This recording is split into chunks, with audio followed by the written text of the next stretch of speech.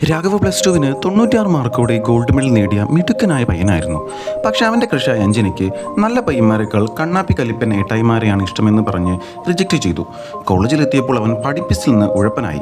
അവൻ്റെ ഫ്രണ്ട് അൻപിൻ്റെ ഉപദേശം കേട്ട് അവൻ ഡ്രാഗൺ എന്ന പേര് സ്വയം ഇട്ടു. എഞ്ചിനീയറിംഗ് കോളേജിൽ പഠിക്കുന്ന രാഘവിന് 48 സപ്പൽ ഉണ്ടായിരുന്നു. കീർത്തിയുമായി കലിപ്പൻ ഏട്ടായി പ്രേമത്തിലായി. കോളേജ് നിർത്തിയവൻ പണിക്കൊന്നും പോവാതെ എക്സാമിൽ പൊട്ടി അവളുടെ കാശിന് ഓസിൽ നടക്കുന്നത് കണ്ടപ്പോൾ അവൾ ഉത്തരവാദിത്തമില്ലാത്തവനെന്ന് പറഞ്ഞ് തേച്ചു അവനെ. ശേഷം വീട്ടിൽ തനിക്ക് ജോലി കിട്ടിയെന്ന് കള്ളം പറഞ്ഞ് അവൻ ജീവിച്ചു. എങ്ങനെയെങ്കിലും പെട്ടെന്ന് ജോലി വാങ്ങി സെറ്റിൽ ആവുമെന്ന് അവൻ തീരുമാനിച്ചു. ഒരു ഫേക്ക് എഞ്ചിനീയർ സർട്ടിഫിക്കറ്റ് ഒപ്പിച്ചു. ഒരു വലിയ കമ്പനിയിൽ മാസം 1.5 ലക്ഷം ശമ്പളമുള്ള ജോലി വരെ അവൻ നേടിയെടുത്തു.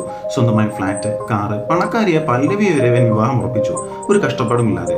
പക്ഷെ അവന്റെ പഴയ പ്രിൻസിപ്പൽ ഈ കള്ളത്തരം കണ്ടെത്തി. 48 സപ്ലികളും 3 മാസത്തിനുള്ളിൽ പാസ്സാകണമെന്നായിരുന്നു അയാളുടെ ഡിമാൻഡ്. ഇല്ലെങ്കിൽ എല്ലാ കള്ളത്തരവും പല്ലവിയോട് പറയും. രാഘവ് വീണ്ടും പൊട്ടിയ പേപ്പർ എഴുതി തീർക്കാൻ അവൻ ആരും അറിയാതെ ജോലിയുടെ ഭാഗമായി പോകുമെന്ന് പറഞ്ഞ് കോളേജിലെത്തി.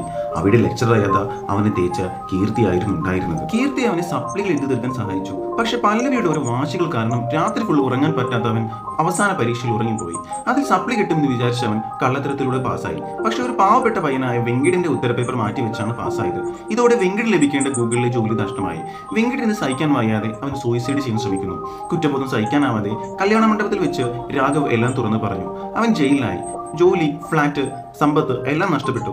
ശിക്ഷ കഴിഞ്ഞ് പുറത്തിറങ്ങിയ ശേഷം അവൻ ഡെലിവറി ബോയ് ആയി ജോലി ചെയ്യുകയും പകൽ എഞ്ചിനീയറിംഗ് പോയ പേപ്പറുകൾ പഠിക്കുകയും ചെയ്തു. അവന്റെ മാറ്റം കണ്ട പ്രിൻസിപ്പൽ ഒടുവിൽ അയാളുടെ മകളെ രാഘവിന് ഫ്രീ ആയി വിവാഹം ചെയ്തു കൊടുക്കാമെന്ന് പറഞ്ഞു.